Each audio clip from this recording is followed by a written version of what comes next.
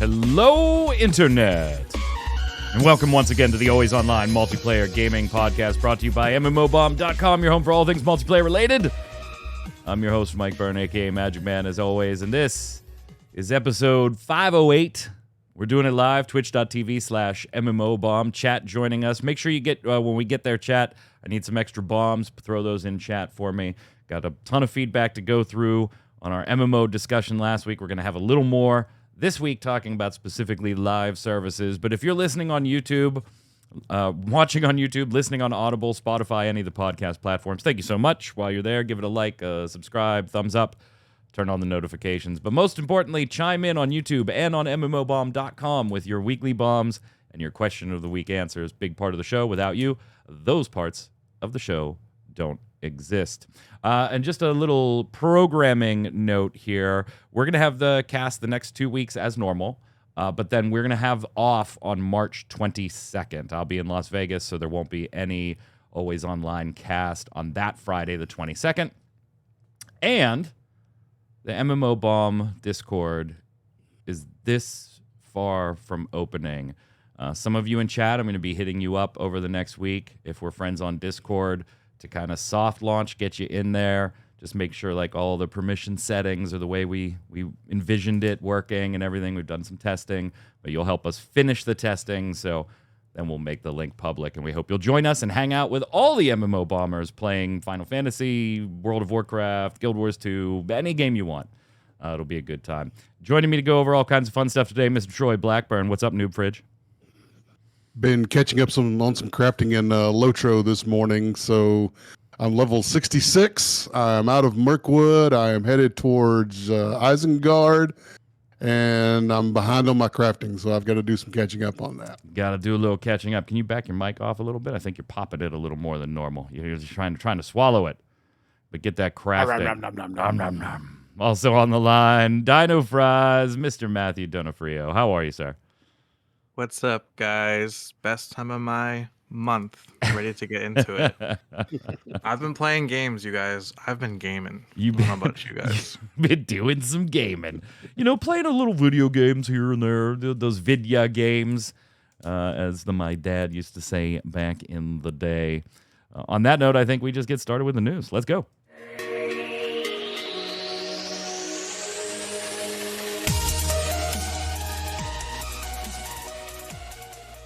You know, I've had a lot of fun the last few weeks talking about just like MMO topics. And like last week we were talking about what does an MMO even mean anymore? And, you know, is that genre dying, or is it just like now so cross-pollinated into like 50 other genres? And the week before we had some fun MMO discussion. And there's a little bit of news today or this week that I looked at it. We covered it. Matthew wrote it up on the site. And then I was kind of like, you know what? I think we should talk about this next. So the news portion of this is that in no way, shape, or form surprising to anybody, Troy's already laughing, to anybody, I don't think, Suicide Squad Kill the Justice League is not doing well. In fact, Warner Brothers came out on a call, on one of their financial calls, and they said, you know, hey, it's failing to meet expectations, a term that we just hear all the time in gaming anymore. Everything fails to meet expectations. Well, when you made $7 bajillion during COVID, everything after that is going to fail to meet expectations. This one is particularly funny because of the way it's worded to me. They said, we're lapping the release of Hogwarts Legacy in February last year, which saw the largest portion of its very positive financial impact in the first quarter. Keep in mind, that was the highest selling game last year. Like, not just Warner, but game, okay? This year, Suicide Squad, one of our key video game releases in 2024, has fallen short of our expectations since its release earlier in the quarter, setting our games business up for a tough year-over-year comp in Q1. Well, yeah, I mean, you're comparing Suicide Squad Kill the Justice League to Hogwarts. Like, you lose in that comp, Troy, every single time. And Hogwarts was generally very well received. Suicide Squad, on the other hand, had delays, had concerns, had issues before it ever came out. and surprisingly continues to have some of those same issues as we roll along here. Yeah, it's probably second most red flags to Skull and Bones, I would say, at this point for Suicide's Kill the Justice League. The early gameplay didn't look good. Nobody was impressed with that, so they delayed it and was supposedly fixing it. From what I can tell, it's still mostly the same game as what it was. They weren't going to change, core gameplay elements of it. I don't know what they changed and updated because I've steered clear of it completely. Up to this point, saved my money for something else, something more fun, more productive to do with my time. And I don't think anybody is surprised that it hasn't done well, except Warner Brothers, just due to the fact that it didn't look good going into it. Everybody was disappointed with what it was going to be, especially coming from Rocksteady. Here again, much like crap, I can't think. Marvel's Arcane Avengers. Games. Yeah, Marvel's Avengers, and another one I can't think of off the top of my head right now. Not what the studio really does, and not what they're good at, and people were expecting more from it. Yeah, and this one I'm not going to trash as much as Skull and Bones. Suicide Squad content just generally isn't for me, Matthew. I'm not generally a comic book person. Whether it comes to movies or games. Anyway, I've seen a couple, played a couple, but, I was not going to be a Suicide Squad, Kill the Justice League buyer from day one. And if you go to Steam and look at the reviews, they are mostly positive. So the people That's the thing that, surprised me the most when I was writing this article, because I've never looked. I assume I was like, oh, let me just also, supplement this article with a terrible, review from Steam. But over 4,000 reviews, and it's mostly positive. Yeah. Not even very positive, mostly positive. Yeah, I mean, so it seems like the people that knew they were going to like this do like it. Right. There's just not enough of them. Yeah. Right now. Which is, go ahead. Go ahead. No, go ahead. No, I don't know. It shouldn't be live service, obviously, right? I mean, why would this kind of game be live service in the first place? Are there any reasons to make it live service? What I wanted to talk sell about. You stuff. Yeah, that's what I wanted to talk about and use this as the segue to. So right now, if you look at Suicide Squad on Steam, and obviously it's available on consoles, so this is not indicative of the entire game's audience. But on Steam, its all-time peak was 13,500 back at launch.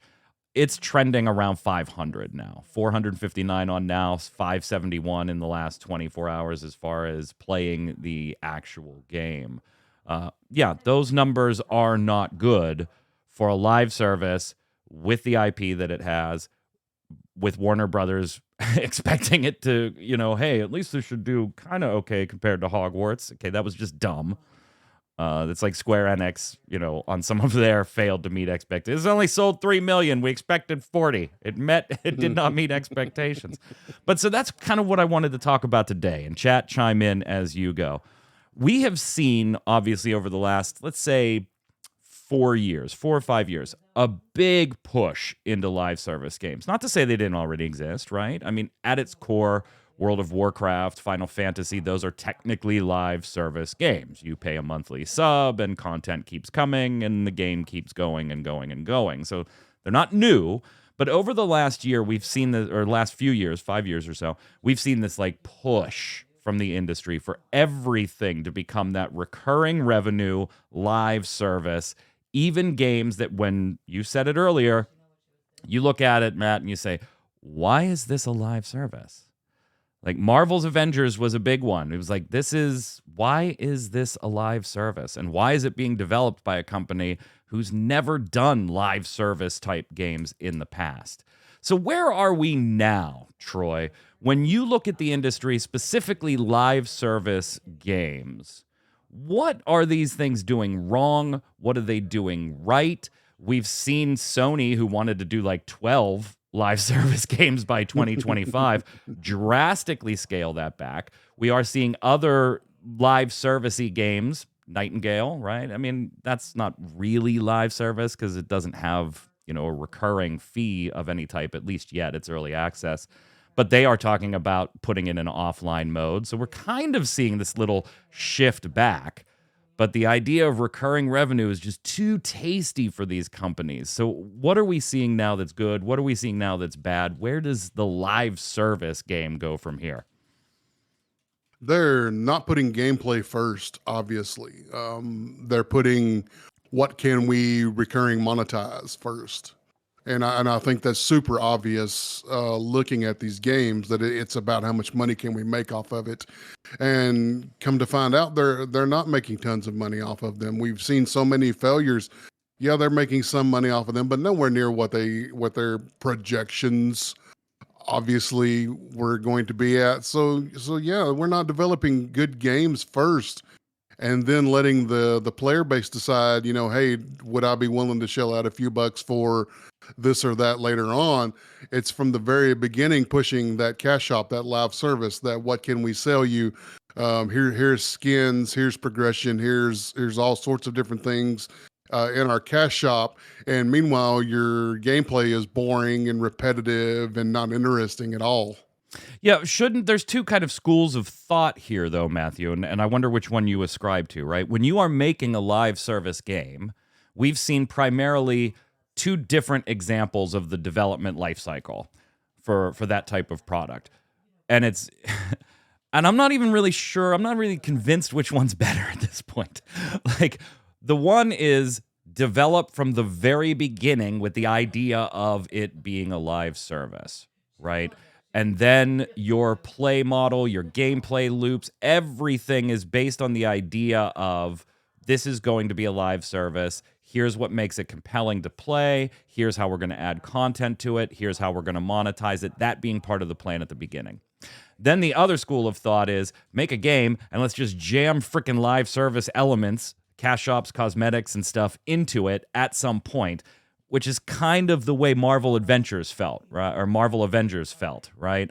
Where this was kind of jammed in. It was like, let's make an action game for Marvel and jam live service elements into it.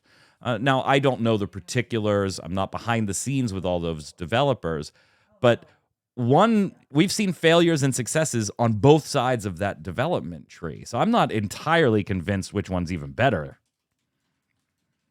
Yeah. I mean, in layman's terms, is live service essentially just means like always online? No, Like you see, have to, and this is another one, like maybe we have that discussion about MMOs, right? Like, what is an MMO?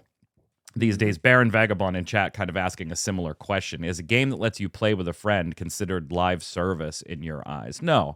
So like a game that lets me do local co-op or remote co-op, where, and we just go in and Borderlands, right? Borderlands to me is not a live service game. I can play it but it's not online. always online. Right, well, that too. But I can play it online with friends and I can go do my thing. Diablo, I would not have originally said is a live service game, but we have seen Diablo become a live service game into the always online model, not always online, but mostly online model, seasonal passes, the whole idea of keeping you hooked and paying for something. Rocket League, I play a lot of live service. Yeah. That might be an example I come back to later. Okay, so for example, so this upcoming game, right? The Star Wars Battlefront collection, right? Yeah. It's not a live service, but it will be always online because it's a multiplayer game. Correct. Yeah. Okay. Provided So they don't service try is and like, jam a cash shop in it that was not part of live the service is original. like Right. always online, and also we're gonna try and sell you a bunch of shit.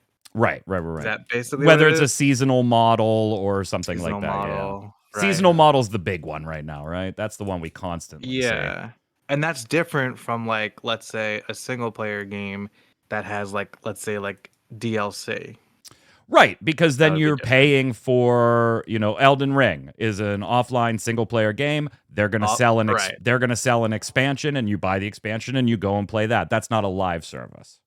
Yeah, I mean, from my perspective, I think it's so simple. Like, if you're making a game like Suicide Squad, there's no reason for it to be live service because it's a story focused game. Like, you're gonna play it, you're gonna beat it, and you're gonna move on.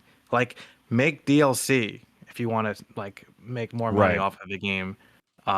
Give them an online, give it online capabilities. Like, oh, I want to play with friends. Okay, then obviously I have to be connected to the internet. I really feel like it's just that simple. And if a game, if a developer is making a game like Suicide Squad and making it live service, you should always assume that they're going to try and nickel and dime you. Who's doing it right, do you think, Troy? It's not like we went into this whole live service bonanza over the last 5 or 6 years not having an idea of how to do this, right? I mean, League of Legends has been around forever at this point. Free to play, you want some heroes, you do this. Now, they haven't fully adopted a live service model, right? There's no like recurring seasons or battle passes. I mean, there's kind of a progression pass, but they haven't truly adopted like that full-blown live service model. Rocket League, I mean, to me, they absolutely do it right? One, and somebody brought this up in chat, but I did not want to say it yet. Chirac, you brought it up. I did not want to say it until we got here. It went free to play. And I think that's important, and we should talk about that in a second. Mm-hmm. The only money I give Rocket League is $10 every 3 months, I think a season is. $10 every 3 months. And usually, like every third season for me is free. Every third Battle Pass season for me is free because the track has currency in it, and I always end up at like level 150 to 250. So I've sucked up all the free currency. So really, I'm giving them probably, if I thought about it, maybe $30 a year tops. Usually less than that. And that's it. If I want to buy cosmetics, those are in there. I never do because the game just throws a bunch of shit at you anyway. So that, to me, that's exactly the way it should be. I actually enjoy live service games. I enjoyed the hell out of Destiny 2 for a long time, for a very long time, and did not feel... I felt maybe they were trying to throw the Eververse in my face a little more than I would have liked. But then they went the free-to-play route, and it became exceptionally live servicey, throwing bills in your face. So there's an example of when they went free-to-play, I don't think they did it quite right. What makes a good live service to you, Troy? I know you enjoy some.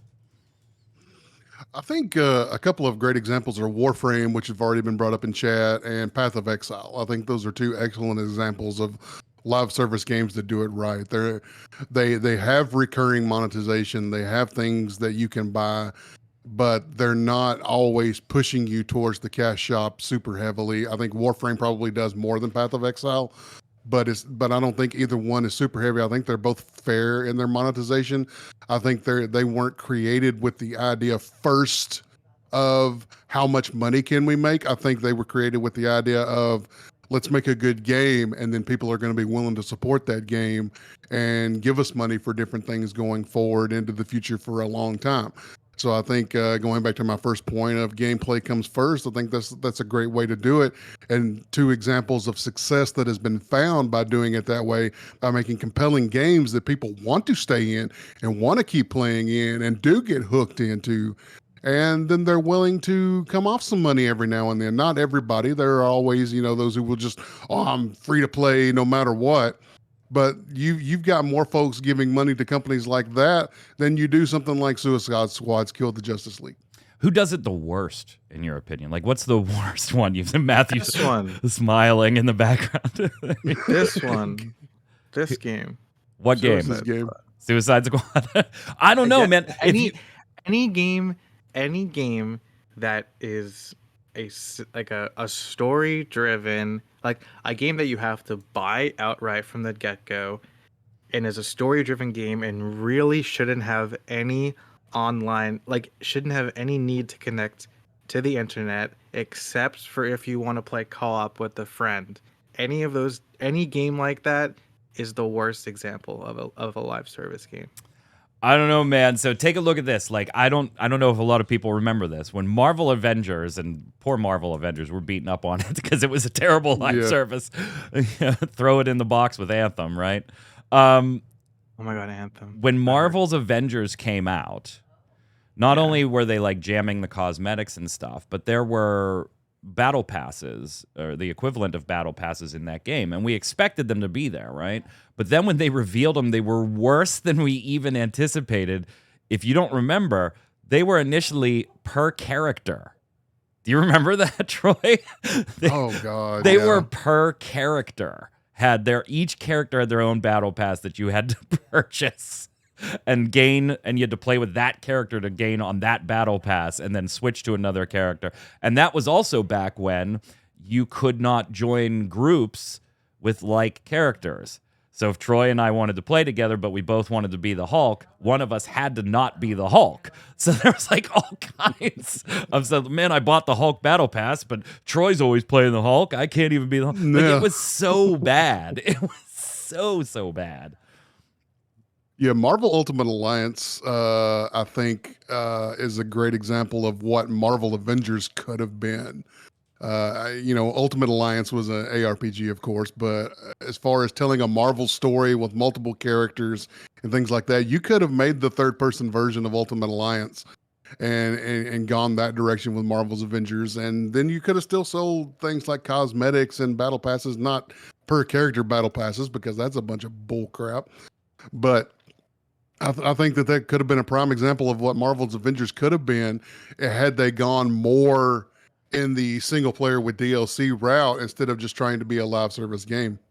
Yeah, a VT bringing Destiny 2 up in chat. And that's one that breaks my heart and breaks VT's heart too.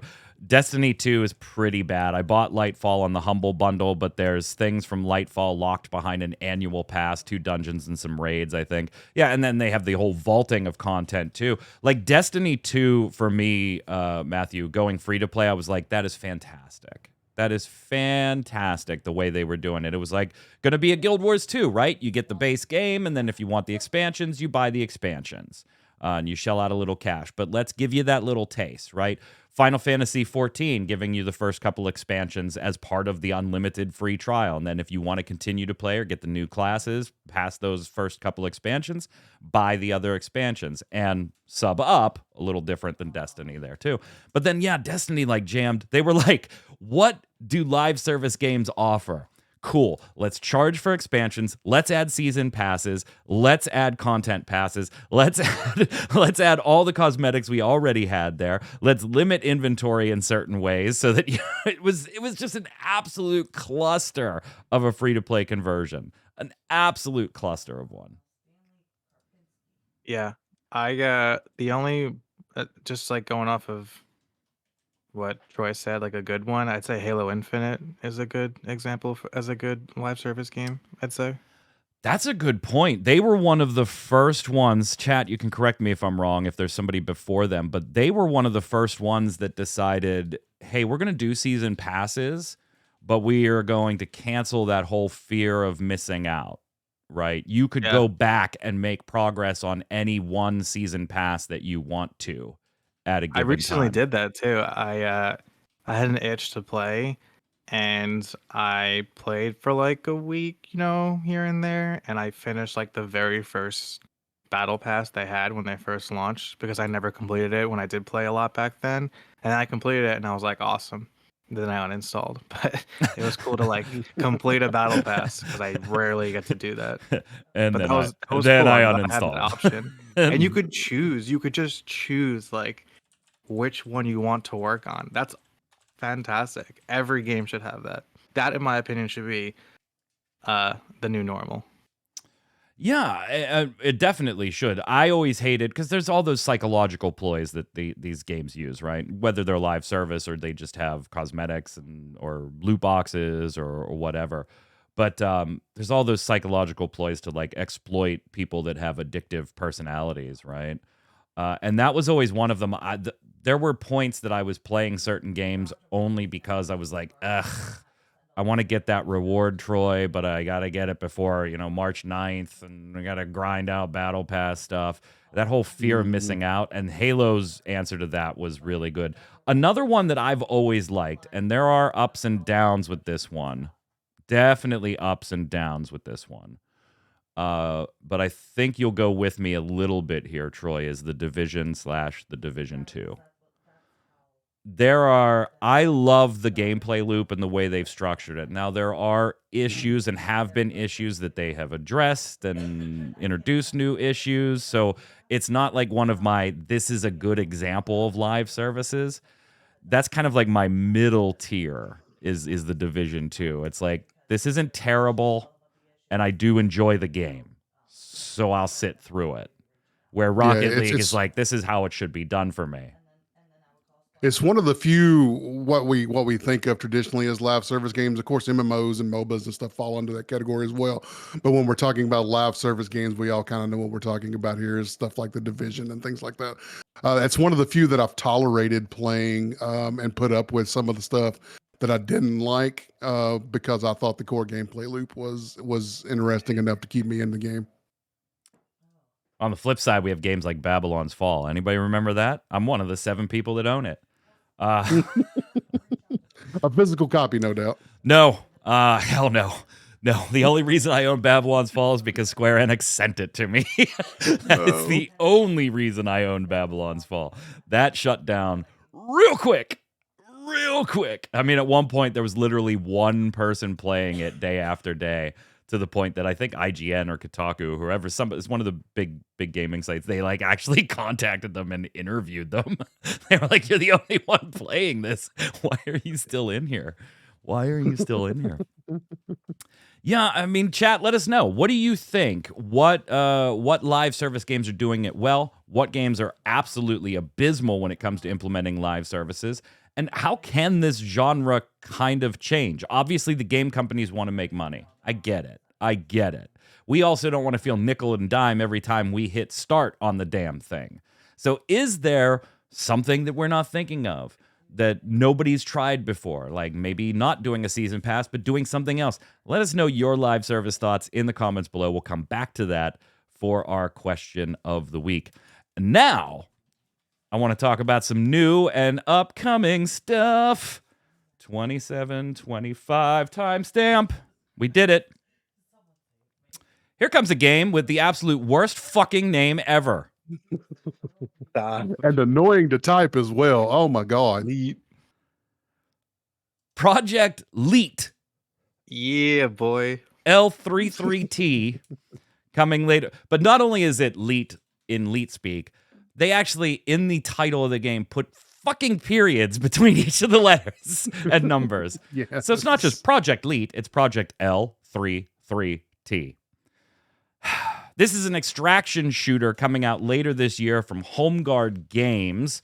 And yeah, Troy, you're right. Leet is absolutely annoying to type. Full character customization, so you can alter your character's appearance, clothing, gear, all that good stuff. Realistic weapons, part of the game, so you'll be able to, adjust handling, modding, jamming, overheating, wear and tear, like that all happens. Squad up or go solo using like the Mercs for Hire system, so that's kind of like AI teammates if you want them. There's a little bit of RPG stuff in there with hydration, energy levels, blood loss, stuff like that. But you can get drunk, apparently. There's an intoxication stat. So we'll see how that goes. The devs themselves are kind of likening this to a Tarkov or a DayZ or a Stalker. You can pre-order bundles right now, starting at $29.99. They're going to have an alpha test starting on March 1st. To get into the alpha, you need to spend at least $59.99. The $29.99 bundle does get you beta access. Yeah. They never learn. I'm showing you the trailer below here. What are you thinking, Matthew? About Project Leet. Change the fucking name. I don't care how good this game looks. Don't spend money to test games. Don't spend money to do something you should get paid for. That's all I have to say. Also, the name sucks. Intoxication sounds like something they want streamers to show off. Yeah, probably. Listen, Deep Rock Galactic had intoxication, and that was years ago. So, Troy, bad name aside, what are you thinking when you see the gameplay? I'm thinking yet another extraction shooter. They're the new battle royale for 2024. Everybody's putting out extraction shooters now, so it's the new hotness. Some of them are going to fail. Most of them are gonna Whether or fail. not this is going to be one of those, I'm not going to make that prediction right now, but some of these are not going to make it. Matthew, most of them are gonna fail. You You're guys right. like extraction shooters? Like, I don't. I'm curious. I don't like them. Yeah. Troy? I mean, Tarkov No, is extraction shooters huge, don't do it right? for me. Tarkov is absolutely massive. Yeah. And there are some big dogs in this field, no doubt. But it's just not for me. It's not for me either. I'm okay with repetitive game loops if I like the game loop. I don't particularly like the PvE extraction shooter game loop. So it just doesn't do it for me. I'll sit there and I'll play Warframe and, do survival missions for hours and hours and hours and hours and hours. I can't stand extraction. Mostly because I'm bad at them, I'm sure, right? I don't like losing my stuff. Yeah, I don't like losing them. Yeah. I don't like losing the stuff. I don't like that's makes me want to cry. Like I played Vigor on stream when it first came out on consoles for a couple of weeks here while we were all kind of like looking at it and streaming and talking about it. But yeah, that was like, oh god, because it's like a battle royale extraction, that one. Yeah, You always get the folks who they don't play the game, they just camp the extraction points, and that's all they do. Yep. Huge design flaw that game developers have to overcome with that particular genre sometimes. The day before, literally, that's all people did before the game shut down, like 48 hours later. Speaking of live service games, got some news for you from the First Descendant. This is one that a couple of us, Matthew and I in particular, and Troy kinda for Troy, but I want it now. Matthew and I did take part in a beta test. We kind of gave the same feedback that a lot of other people gave when it came to our opinions. That it like some of the missions were cool, seemed like there was going to be an awful lot of repetition in the missions, and then like out in the fields there seemed like very little to actually do out in the fields. This game comes out this summer, and they just posted another blog because we'd previously seen, Troy, they were like, we hear your feedback, this is the feedback we're taking a look at right now. And now they've posted a blog yesterday or the day before on exactly what they're doing with some of that feedback, which I thought was pretty cool. So they did talk about fields, and that players felt that they were too static with nothing to do if you weren't actively engaged in a mission in the field.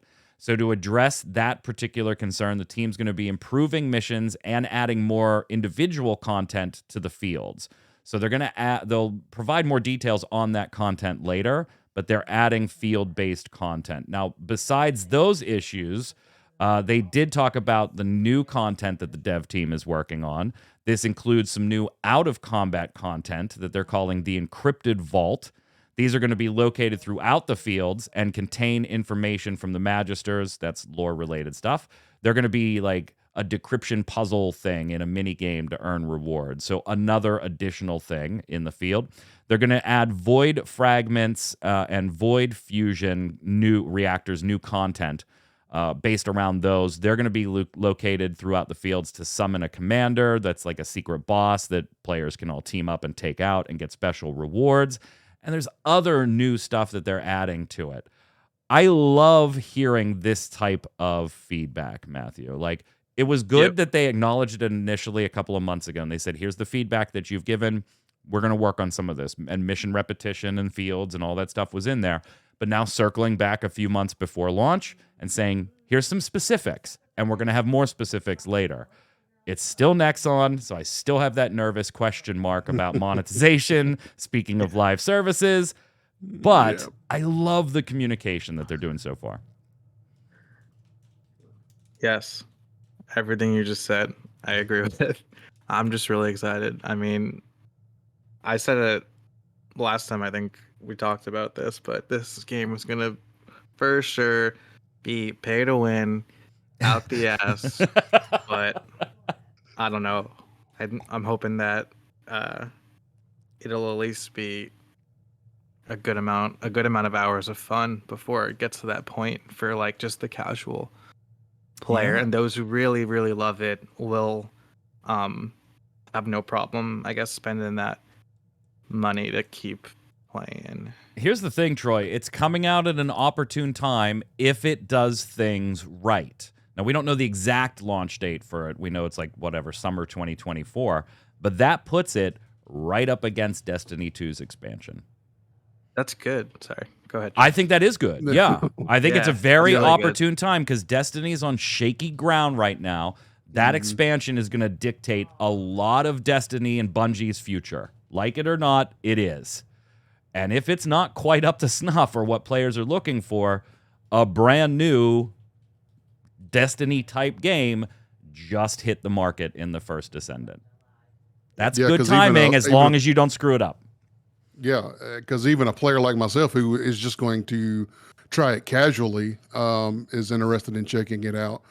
So, those who, the Last Descendant, whenever it lands, First, or the First Descendant, baby. You are the first. The First Descendant, whenever it lands, is it's got a great opportunity to take some of those players away if the expansion doesn't work out.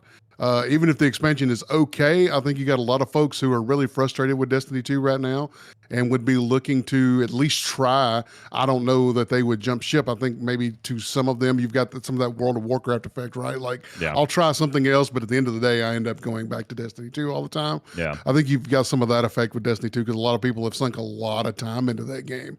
And a lot of people don't want to give that up. But yeah, great opportunity to, launch in a window that gives them an opportunity to steal some players and attract some casual players like myself who, if the story is good and in some interesting gameplay, I could see myself sinking some hours into this. I'm not going to get into the in-game grind. I have no interest in that whatsoever in a game like that. But I would check it out. Like, I'm going to go through the whole story and then I'll watch a YouTube video on how the story finishes after the raid. I'm done.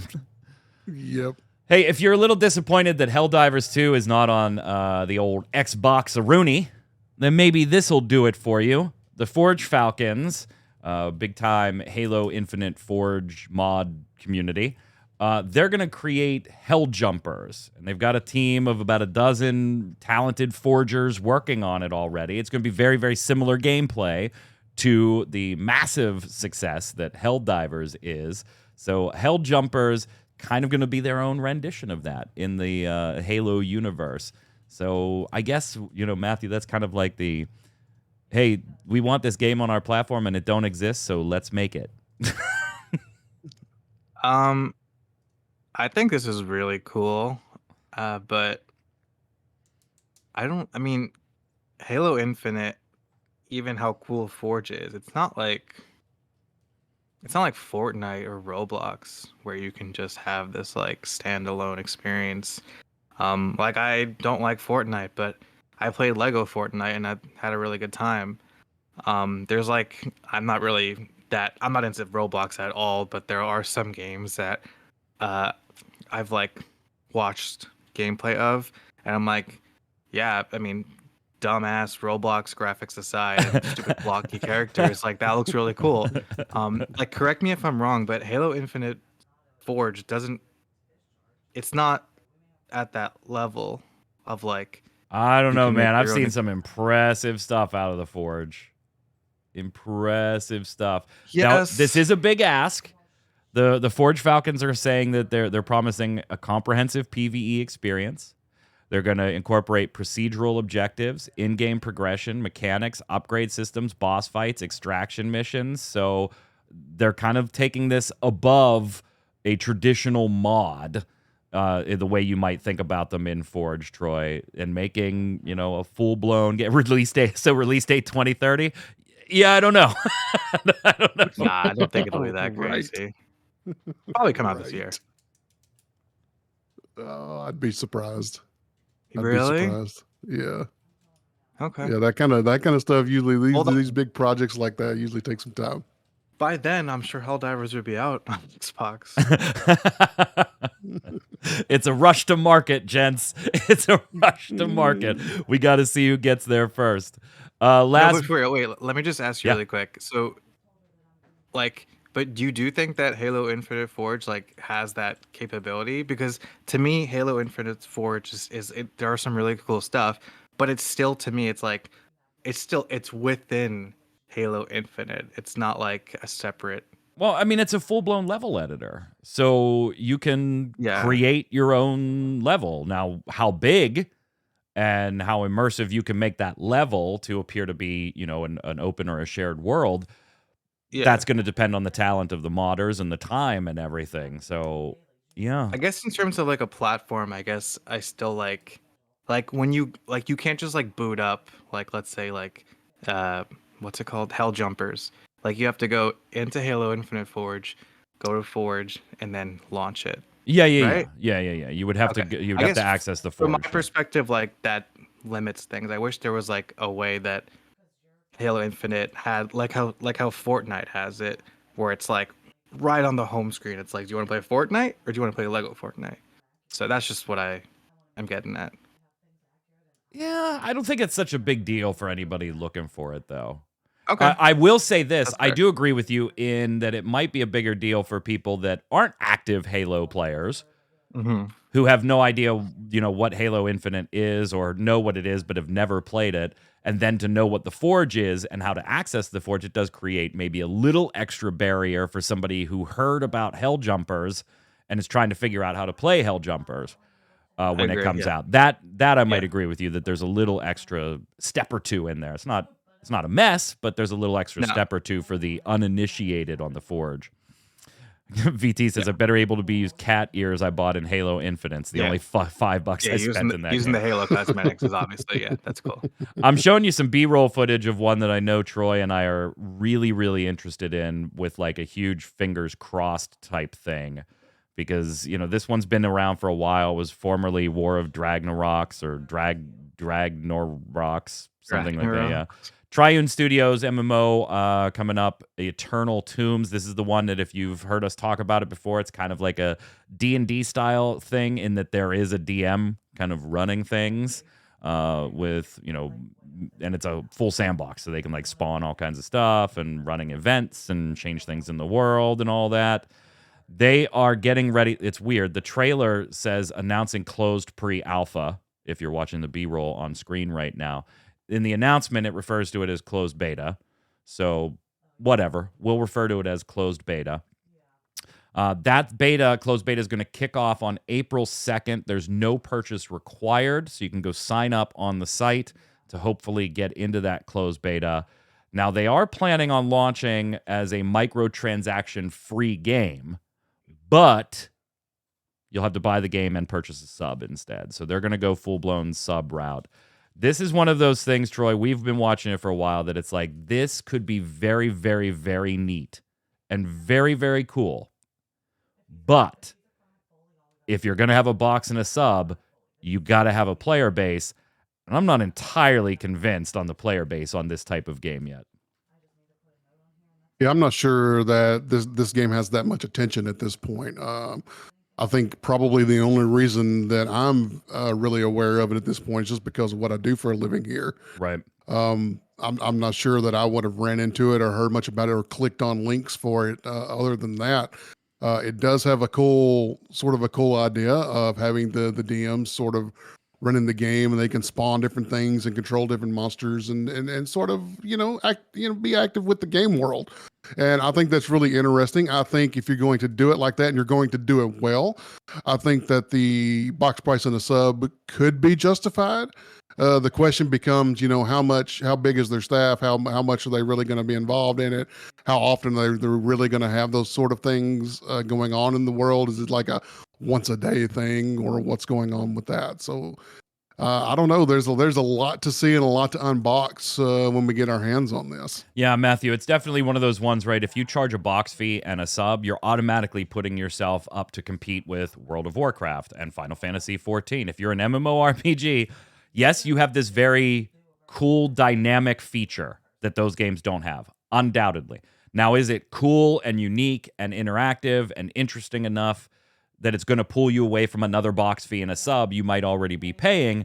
That, I think, is the question mark. Yeah. Listen, Eternal Tombs developers, listen, don't charge a box fee. Sub is okay. I would pay a sub price to try this out. And then if you interest me beyond that month, I'll keep subscribing. And also, Like, so Helldivers 2, I don't know if it ended, but like there was like this huge battle going on in the past Yeah. couple of days or something where a bunch of players are like working on the same planet to like take down this thingy, and they have Helldivers 2 has a GM Yeah. like just actively doing shit to them. Who's Like gotten that's up in the middle so of the night to send cool. reinforcements That's and stuff. so Yeah. cool. If you take that concept and apply it to this like fantasy world, I'm so down, dude. That sounds so cool. I think like have like a bunch of just pay a bunch of your team members to like just be like full time like Well, that's what they do. dungeon masters. Yeah, that's what they And do. They call don't it. charge It's me a box price. VT asking if it's players being no. It's members of the team that are their title is Tomb Masters. You know, Yeah, and they're that's kind sick. of they're gods over the world, watching things in real I love time that. and making I love adjustments. that. Just don't charge a box price. You're gonna exclude way too many people with the box price. Yeah, I mean, there's always that risk because you're putting up double barriers, right? A box price and a subscription. I think It's not, if it's not gonna work. I think if they made the box price cheap enough, then it doesn't become such a barrier, but it is still a barrier. And that's the problem, Takao. Will they make the money to keep that type of staff on hand? Or I what hope about so. like a box price and then like that box price goes to towards your sub. So like I gotta pay like 3 months sub up front, and then I pay the sub after that. You know what I mean? Right. We'll see. It's definitely one I'm watching. Super, super interested in it. Let's finish up with some WTF news. We knew that at least the advertised plan was to bring Multiversus back, right? The fighting game. We haven't heard anything on that, on Warner Brothers fighting game coming back this year until this week.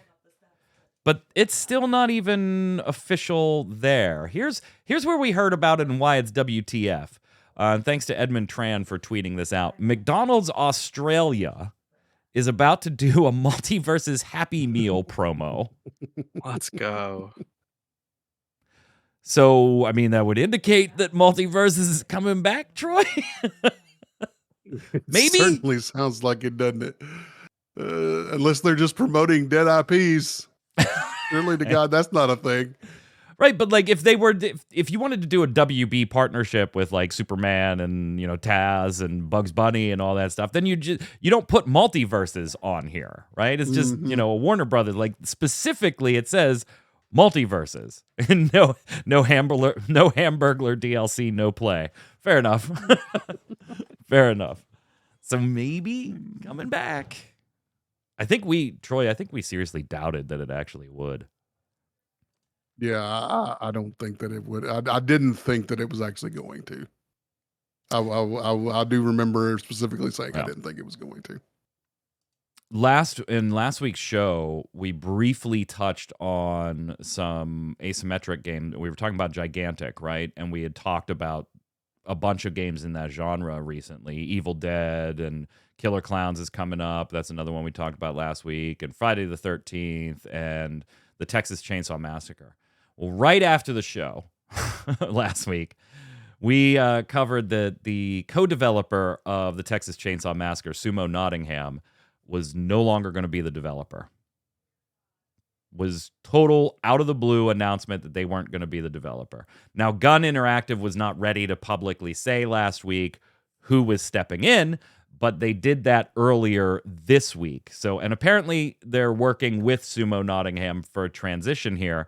But Gun Interactive is now in a partnership with Black Tower Studios to be one of the co-developers on the Texas Chainsaw Massacre game. And Sumo Nottingham is kind of working with them for the transition. If you think you might know that name, Black Tower Studios, they have done co-developing work before. including on games like the asymmetric style of Texas Chainsaw, like Ghostbusters Spirits Unleashed. They've also done other things, Predator Hunting Grounds, Bloodstained Ritual of the Night. They were involved with Spellbreak back in the day, which was a bit of a different beast. But also Gunn has enlisted other companies for this game too, including Art Bully Production to create character cosmetics, Testronic Labs for QA work, Saturday Morning Serial for game trailers and in-game cinematics, and Odd Gentleman for potential future new modes for the asymmetric horror game. A bit out of the blue, Troy, but what do you think?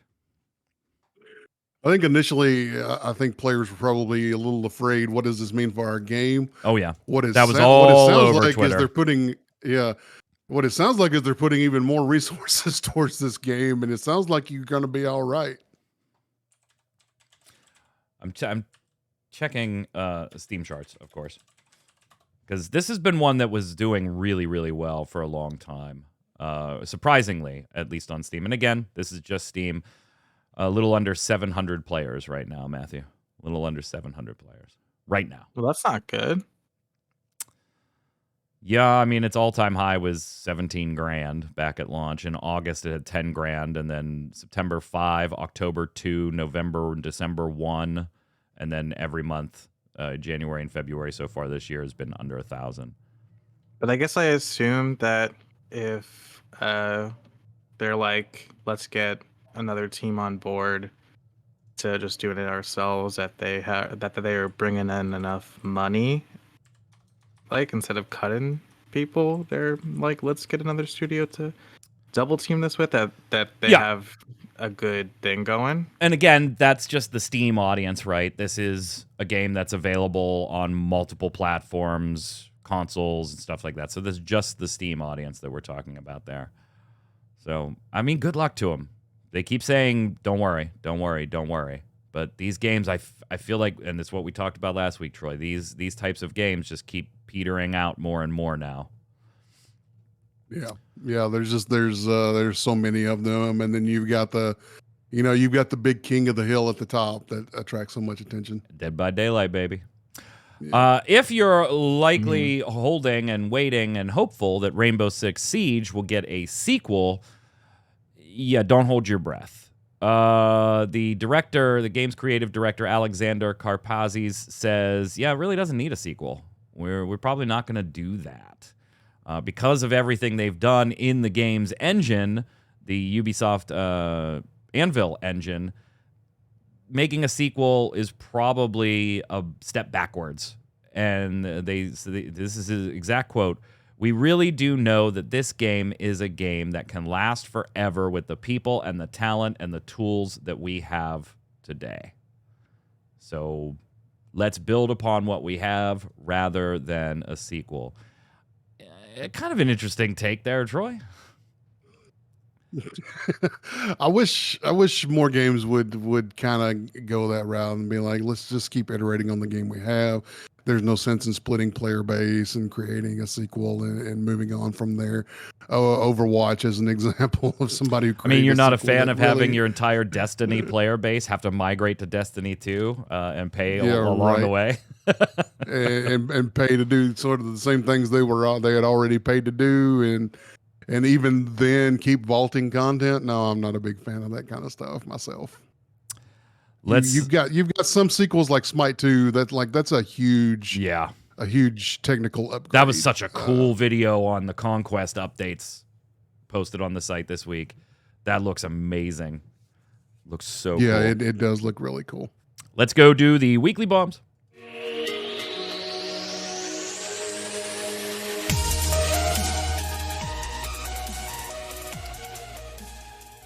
Chat, go ahead and get your weekly bombs in chat. Troy, you are up first.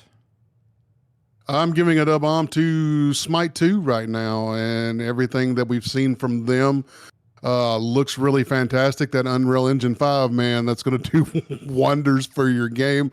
All the new particle effects and all the new features they can do to the game, and the the way that things used to be done, where you just like pick up buffs off the ground by running over them. Now you actually have to push a button to interact with them, so you prevent accidental buff picking up. Just stuff like that this game engine is going to allow them to do, that they're actually doing with it.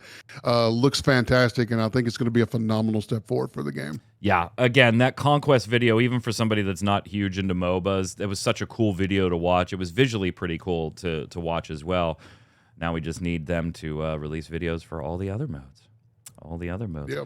I'm going to give an A-bomb to Warhaven for their refund limitations. This is a weird one. So in Warhaven, which is closing down, they are issuing refunds. That is a good thing, right? But they're from a particular time forward. They'll automatically be refunded unless you're in Taiwan. There's a whole other process to get your refund here. Why I'm giving this an A-bomb? The game never made it out of early access. Why are you able to keep any money? Why are you able to keep anything? Huge A-bomb. You never made it to launch. Refund the money. It just goes to show you like how shitty of a term early access is. It means nothing. Go ahead, Matthew. What's yours?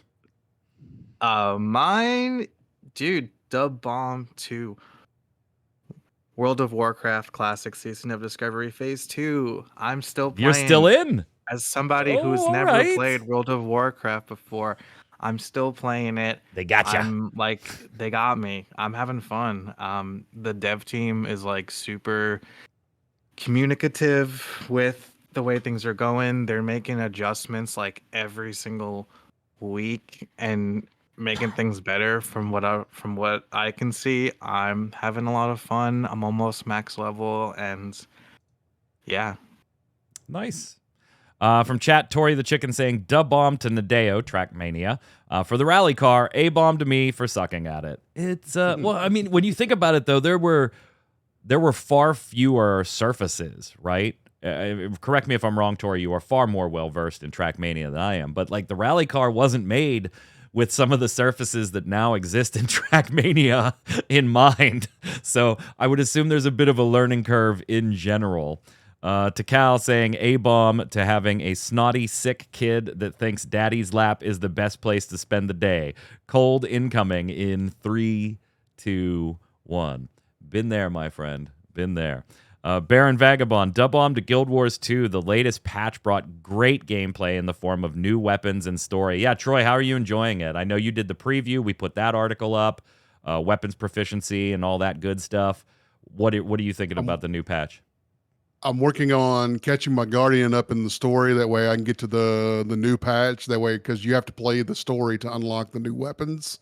So I'm not quite dual wheel pistoling a Guardian yet, but I'm on my way. Hyper Dude on YouTube saying, this is Troy back at you for your storage problems last week. Hyper Dude saying, me with a 3 terabyte hard disk drive. It won't be enough. It won't be enough. I was actually looking at solid state drives this morning. Were you? Yeah, I was. Question of the week last week. What is an MMO to you these days, and are they dying? Trenchard says, MMO has to incorporate each of those keywords. Massive. The amount of players that I could potentially group with or fight against within a given area has to be large, more than a party or a raid group. Multiplayer. I have to have the ability to work with surrounding players in order to complete game objectives. Online. Obviously. Has to be online, so the M and the M are even possible. Related to the question of the week, MOBA and its misuse. How can you have a game like Bloodline Champions or Battle Right and another game like League of Legends, Dota, and say they're both MOBAs? These games play vastly differently, with only one common point being that they use hero powers. You could say they both do battle within an arena, true, but one is generally head-to-head with your opponents, and the other is against minions, turrets, and opponents with a lane configuration. I don't think anybody on this and we used MOBA in the context of Gigantic because it does follow that lane-based gameplay that you're talking about. I don't remember. Maybe they did. I'd have to look back. It's been a while. I think he's just referring to. I don't think it in Bloodline general. Champions and Battle Right. I don't think they ever used the term MOBA. I think Bloodline Champions referred to itself as an arena battler. And Battle Right was doing everything it could at the time to get itself away from everybody else. They didn't want to be compared to Overwatch, which they were. They didn't want to be compared to other things. I'd have to go and look. Anybody? Bloodline Champions on Steam says free to play online PvP arena game, but it did get tagged as a MOBA by the community or by the team. By the community. The tags usually are done by the community. It did get tagged as a MOBA. Really? Yeah, wait, I wouldn't put it there. I definitely wouldn't. For the same reasons you gave here. MMO and MOBA terminology boils down to a couple key points, in my opinion. A media outlet, content creator that doesn't know what these abbreviations actually mean, or for the time's sake, they just tag it with titles that closely resemble said game. Other than getting under my skin, none of this really matters. I'm just here to play games and have some fun. I'm with you. Let's play some games and have fun. But I'm also with you. I would never have called Bloodline Champions and Battle Right MOBAs. Nah, wouldn't have. And if I did, it was a terrible, terrible mistake, and I'm an awful person. Go ahead, Troy. Dire Prism, MMORPG for me is about a number of people inhabiting a world in the game that keeps running. That's more important for me than the number of players, but it has to support at least an order of magnitude more than the usual 4 or 8 in a multiplayer game. MMO is the general term for me. I wouldn't object to Fortnite being called an MMO. It supports 100 people in the same game, but it's not an RPG, and the game isn't persistent. Yeah, so somebody we were talking about last week, like there's going to be some people that consider Fortnite MMO and would probably also consider, League of Legends and Dota MMO. There's tens of thousands of people online, even if you're only interacting with, although this person may not consider those MOBAs because they did specifically say not small party stuff. So, but Fortnite, definitely one that I've seen go both ways, MMO and not MMO. I normally just say Battle Royale. Go ahead, Matthew. Finish it up. Terminus Tartaros said, in my opinion, MMORPGs are not dead, but games that require your undivided attentions for months or even years are dead. The idea of playing just one game exclusively for a really long time was not very strange to me back when I started playing WoW. Now it is like crazy talk. I have a feeling Terminus Tartaros, the Yamikami themselves, is going to have a field day with this week's question of the week then. What's the best multiplayer live service game out there and why? What's the worst one? How could that genre be shaken up? Who's doing it right? Who's doing it wrong? And what should change about live service games? Get that and your weekly bombs down in the comments below so I can bring them to next week's show. Until then, Matthew, where can everybody find you? I am on YouTube, Twitter, Instagram. I'm actually back on Twitter, sort of, I guess. But follow my YouTube. I make gaming content. Thanks. Troy. I'm on the socials at Noob Fridge, everything I do. I'm Mike Byrne. You can follow me right there at magicman1, but more importantly, follow at MMOBomb so you'll know every time we're going live with a podcast, putting up a giveaway, interview, first look videos, news, and more. Until next time, gang, stay safe. We'll see you on the servers.